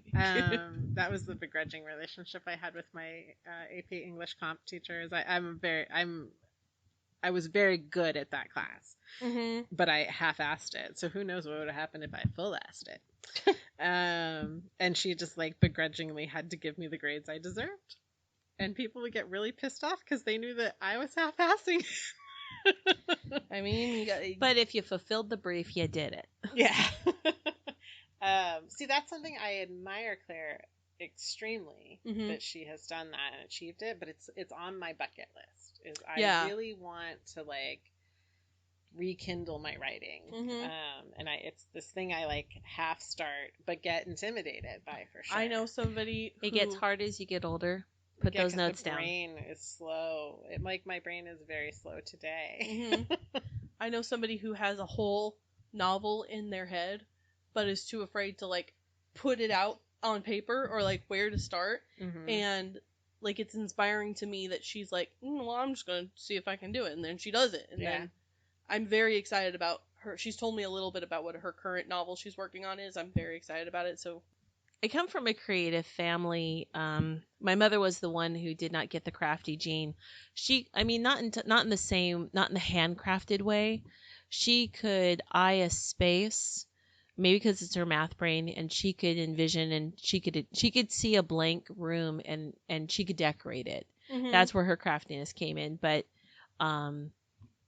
like my grandmother was the one who could make anything, and she tatted, she mostly crocheted. I don't know that she knit, but she did, because in tatting you also uses a crochet hook, so it's a similar shape. Mostly she decorated cakes. Oh, that's something I cannot do. That's something I would love to do. I want to take a cake decorating class. But Dawn Shoemaker, gotta take her class. But part of it was she was also patient. So she would make a wedding cake. She would have to start several weeks in advance to make the decorations. Oh, cool. All those roses had to be created. They had to have time to harden and before they would actually stay. You think about those sugar roses and how, I see them at other places now. You get them cheap pre-made because some machine did it. But she did them all by hand. And the craftsmanship and the detail-oriented, just very detail-oriented. So I don't have a lot from her. The things that were supposed to come to me after she passed, my aunt completely ignored and gave to other people. So, but you have that yardstick. But I have her yardstick. She got it from like J.C. Penney's back in the day when they had a little sewing area. When they had a sewing area, you can get. I remember in high school going to what was it? It was one of those clothing everything. It was like a Kohl's, and actually we had one here, Mervyn's. Going to a Mervyn's, they used to have fabric. They had a fabric section back in the 80s when I was in high school. Target had yarn and sewing, like real yarn and sewing things, and it was like the same parent. Walmart's company. like the only one that still I can think it of still has it like that. Mervyn's had fabric. Mervyn's had fabric because I went to one winter formal dance in high school, and my mom at the time, my foster mom, she made my dress, and it was like she had to learn. I had such an odd shaped body, and bodies are odd. Broad shoulders, no bust, and of course I picked a very floofy, ruffly 80s style dress. Oh my god, are there pictures? Are there pictures anywhere? I know, I'm told if no pictures, there's not pictures. Pictures didn't happen. It didn't happen. Didn't happen. It was the 80s. I want to see. What color was it? I don't know. It had a slight prairie style because prairie look was really in. Cute, like Footloose. It's Footloose. Kinda. It might have had some lace and stuff on there, and okay. Remember that's how I would describe all those. Wait a minute. Remember there was a designer that did prairie. It was Laura Ashley. It was very Laura Ashley. You can even buy patterns there. Anyway, so we did that. But the person who I think I'm most impressed and inspired by is my uncle. Mm-hmm. Oh yeah, he would designer, right? well, his wife is a jewelry designer, and he does that also, but mostly like he would he would dig clay from the earth and create beads and other forms just from not just earth, not clay that he bought and worked, but clay he actually dug from the earth and had to separate the different parts and mix it. He would take glass from various bottles, alcohol type bottles, and some of them have beautiful blue glass and green glass, and he would break it into pieces and lay it out and fire it and melt it and create these gorgeous platters out of it. That sounds gorgeous. So, and very innovative. Very innovative. Mm-hmm. So the taking something that was old and thrown away and seeing future in it is very much ingenuity, innovation, creativity, self-reliance. Mm-hmm. Yeah, and because we grew up. My grandmother, she grew up in the Depression, and so she grew up in the time where if you had something, it's because you made it. If you wanted something, you had to find a way to make. You also don't get rid of anything. You find a way to put new life into it. Yeah. Keep all the tin foil. Yes. Well, okay, that also was not a good thing. I mean, it came from a family. But when she passed, she had a 1-car garage that I never ever saw anything parked in, and I didn't realize why, because when we rolled it up, she had been a Sunday school teacher for decades, but when when she'd retired, she stopped doing that. But she still collected egg cartons and milk cartons and all the kinds of things. But because of her, I did things like we made the milk carton candles, where you put they were so cool. You would put ice kind of crushed into a milk carton, and you would melt wax. Sometimes we melted old crayons. We got some colored wax, but crayons were usually something we had and we can get cheaply. Mm-hmm. You melt it down, you pour it into the carton, and the ice melts away, but it leaves a Swiss cheese shape. Those are so pretty. They're so cool. I love those. And because of her, I did all kinds of crafts with the kids, whatever the craft du jour. We did the beeswax candles. We did all kinds of stuff. And I taught that making spirit to my kids. Yeah. So that's how I'm trying to be. Because we do, quote, school with the kids on Fridays, because they're all currently homeschooled right now. So my mom and I take turns, because my sister, like I mentioned, is not a real artsy craftsy person. She's like, I'm worried if I'm homeschooling that I'm not going to end up with all those little crafty treasures that kids make in school. So she's like, Katie, can you help me? And I was like, yeah, of course. So they come over on Fridays, we do an art project, or we learn some science lesson and do an experiment or something like that. So they're coming over this week. We're painting bunny rabbits for Easter. So one of my favorite memories of homeschooling is when we were studying the Renaissance era. So we got some faster plaster and some stretch canvas. And before that, I had the boys kind of sketch out or draw out a figure that they liked. And of course, we were big into video games. So there might be a Tails and a Sonic around. And we poked holes through the outline of the drawing. They just did a sketch, and then we would put it over the faster plaster just enough that it was kind of set but still kind of wet, and the dot outline gave them the we were making frescoes out of it. So that's so cool. And then that summer we entered their stuff in the fair, and they did very, very well. Oh, I love the fair. And that they're still hanging up on their walls, even though they're young adults. So I look for. I don't know if they'll be back this summer, but I can't wait for the fair to come back. They did? Mm-hmm. Oh, boo. Yeah. Oh, well. So that's 2 years in a row they're not? Yeah, it's sad. Yeah. But I do love the fair, and I love going to the kids section and seeing all the... I know this one family that are family friends. They have 3 kids. They're all a little older now, but they were in every single category. You'd see one of their names. They entered a million things in the fair. I love that. Yep. Love it much. I was just thinking about less of making, but she would have been my mother-in-law. She passed away before we were married, but James's mom was an artist. She went to art school. She was a painter. She has I have so much of her stuff just in general, because she had a lot of stuff and we kind of inherited all of it. But I have a lot of her art too. So I have and she like experimented with a lot of things because she started when she was young and in college, and so we have this we have a painting of John Wayne. He hangs up in our house in Independence because I was like, this is the perfect place for John Wayne. Obviously. So he's up there, and he's like, it's this great. Anyway. I can't wait. But she also is like, she was really into like collages. So like a lot of her like most recent art pieces were like collages and like paper mache and like stuff like that. And James got his artistic spirit from her, because I always say he's artsy and I'm crafty. But he definitely inherited that from her. So she was the only person I knew that was, well, that's not true. I had a great grandmother. She was like a painter, and she was a very good painter. But yeah, it's fun to. That reminds me of think about those things.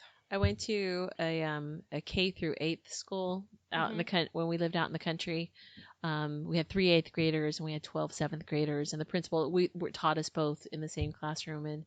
And it was fun because there was the art teacher would come, for a few weeks, a couple times a year, and she taught us batik, and it was just that's cool. That's cool, yeah. It with all the dyes and the D-tap, or I don't think it's a D-tap.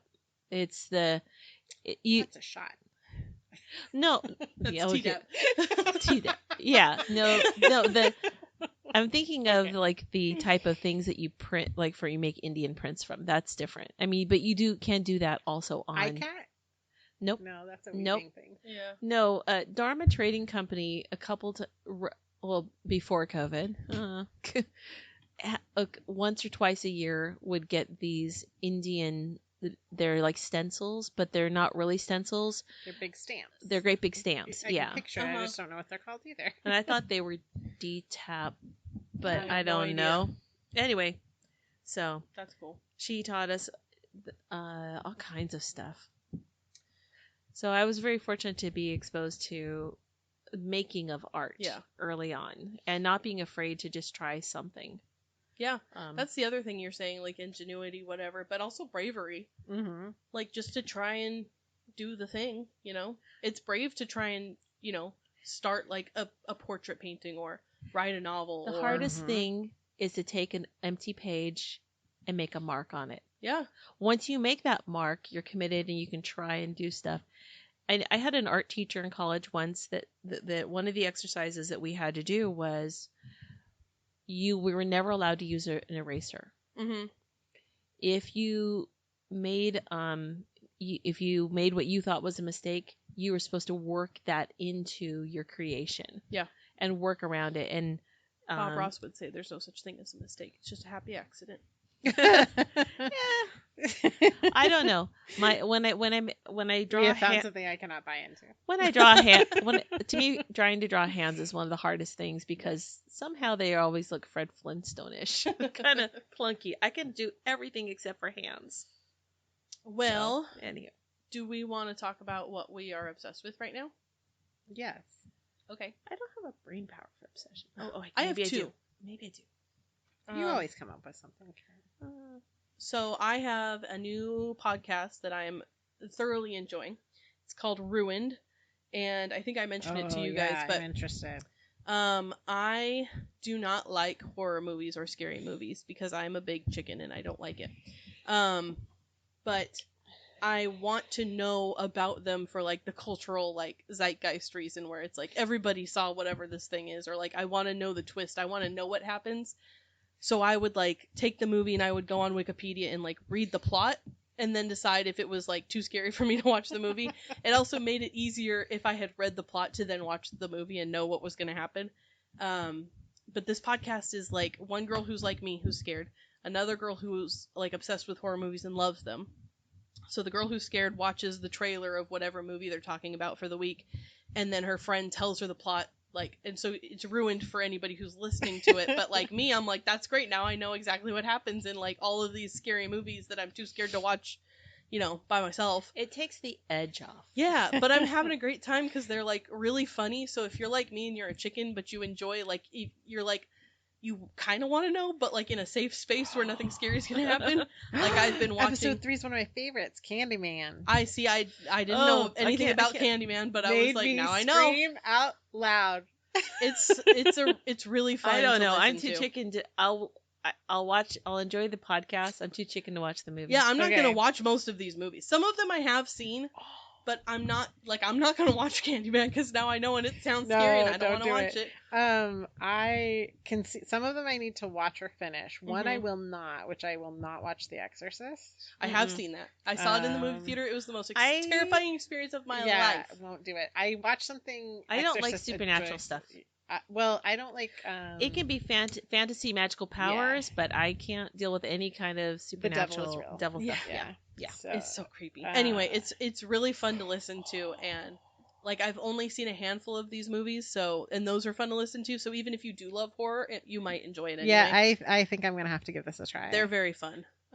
Because that'll help me like watch some I haven't watched too. Because I'm seeing some I love and know, and some I don't. So you'll need to watch it before you listen to it. Is Walking Dead? It'll be ruined. Okay, so is Walking Dead considered horror? I think so. Yeah. I mean, it's a very specific zombie. I don't like zombies, and I'm not watching it because I'm scared of it. I like horror books. I can read those stories. I just can't watch those stories. Worse. No, I love every part of this. Yeah, no, I'm not a fan. A favorite genre, and I think Marabella is picking it up because, like, she got to listen to. I used to not like horror, and I don't really consider what I like horror. But my husband, who is American Horror Story, I like parts. And you like The Walking. I thought you liked The Walking. I love The Walking Dead. Yeah. But I don't see the thing is I look at that things that I can explain away with science. Somehow it's not as scary. Things I can't explain. I started an episode freak me out today that I was listening to on my way in, but I'm not going to listen to it on my way home in the dark. I'm too scared. I don't want to. Oh, you're adorable. No, it's too spooky for me. So they're very fun. So that's number one obsession. All right. Do you want me to do my second one or wait till it comes around? No, you can do your second. Yeah. So I found this artist on Instagram, and she is incredible. Her name is Cecil Kemperink. And she describes herself as like a ceramics artist, but her ceramic art is very knitting adjacent. She makes these like intertwined ring sculptures. How do you pronounce it? It's Cecil Kemperink, Kemperink, Kemperink. It's amazing. She's incredible. She makes these beautiful almost like statues. Chainmail. Yes, but they're made out of clay, and they move.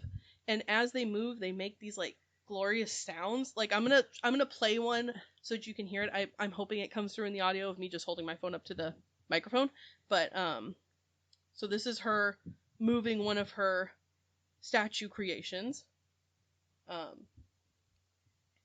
on one second, it'll start playing. But it's like she does it in beautiful colors and. Oh wow. They're like they're links of pottery knitting.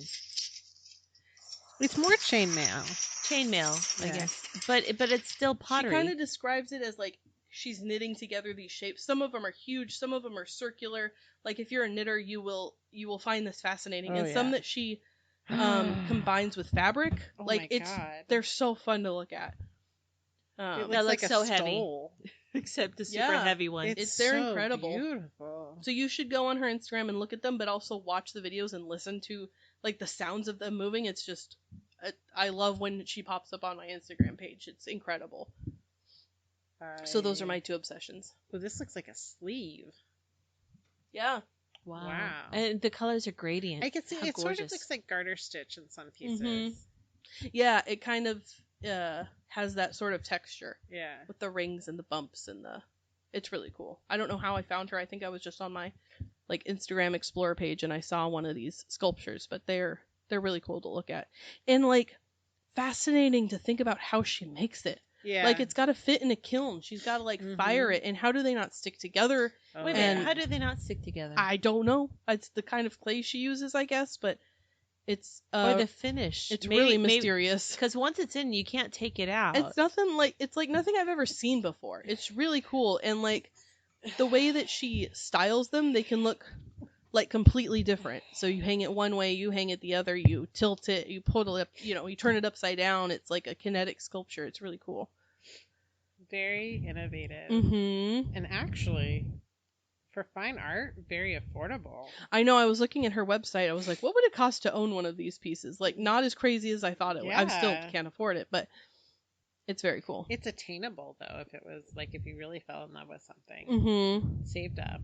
And she talks about how she hopes that the people who own her pieces play with them, is how she describes it. I love that. All right, she gets a follow from me. I'd kind of be afraid to do that. I'd be afraid it was going to break. She says she's never broken one. I mean, maybe if you dropped it from a height, you would crack it, but just like a normal playing with it, she says that she has not broken it. So those are my two. I like that.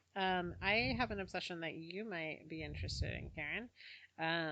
YouTube recommended it for me, and then I started following the Instagram. It's Sashiko Story. I do follow them. I am totally obsessed with it's Keiko and Atsushi. Atsushi is the son, Keiko is the mother, and I get the notifications, and because he has one that he does in Japanese, and he also does one in English, and he did one on Sunday night, and it was kind of neat because he talked about his mom a little bit, how she was, because they're talking about how because she dies. I have Sashiko yarn coming, thread yarn come. I don't know if it's yarn or thread because it's thicker. It multiplies. Anyway, I've got some coming from them that his mom died. I'm like stalking it. I think it'll be here by Saturday. Well, I just like the way he talks about their art and but how I love the connection. But he invites people to participate because it's not like a ceremonial deep culture thing, but it is a culture thing. I didn't get that. It's not ceremonial because it's not ceremonial. It's not ceremonial, it is cultural. But it is cultural. He wants you to respect the culture, but he also wants to share the culture. Yeah, like we're invited to partake, but with respect. But with respect, and which is when I did my submission, I made a point of saying, I am not an expert. I am a learner.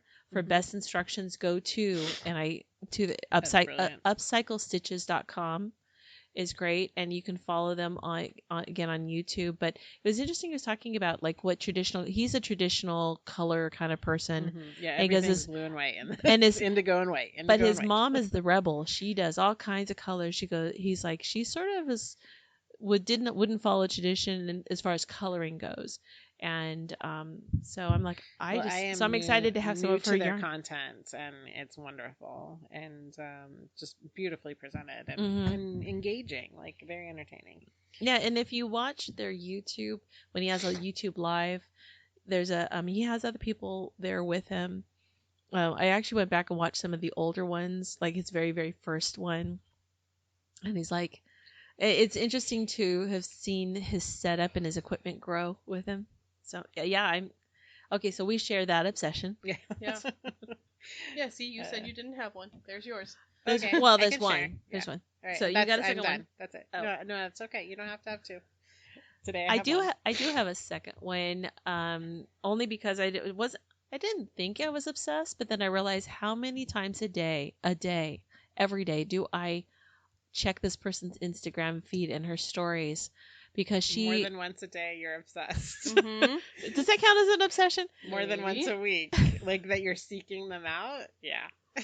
I mean, like okay, so daily's not obsessed, right? Yes. Twice a day? Is that daily? Okay. Daily is obsessed. Yeah, okay. I think of you guys as existing. We use every the term day, but obsession loosely. Yeah, I rarely seek out your Instagrams if they haven't been popping up recently. Because I've probably seen the thing that it's on. I'm like, oh, I saw that. I still follow Jessica is Try Curious. Are you talking about her? Yes. Because she made a dress out of that fabric you ordered. She did. And I'm like, well, I saw her fabric when it came in. And I'm like, I have to have that fabric. And then I was excited to see what she. I think she's worthy of It's awesome how she talks about fit and like she had this pair of pants and I wouldn't have thought that a sway back. Of course, a sway back affects the fit of things, and she knew how. She's like, I'm like, the fabric's cut already. How does she lift that up so that it fits, and so that because she had like a jumpsuit, and so the tops and the pants are all connected, but when the waistline dips down in the back and doesn't fit right, how do you fix that? But she knows how to fix it.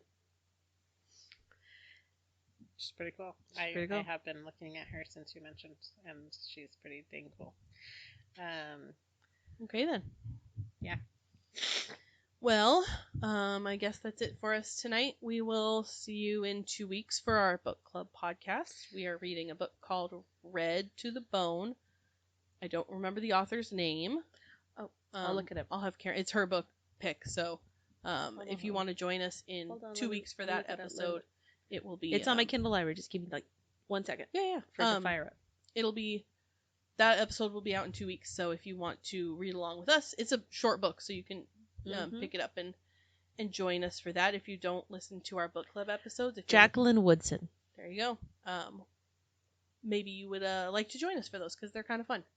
Other than that, we will see you next month for our next episode. Have a lovely month. Yep. See you guys next month. Yep. Enjoy the spring. Yeah. You too, Anne. Okay, bye.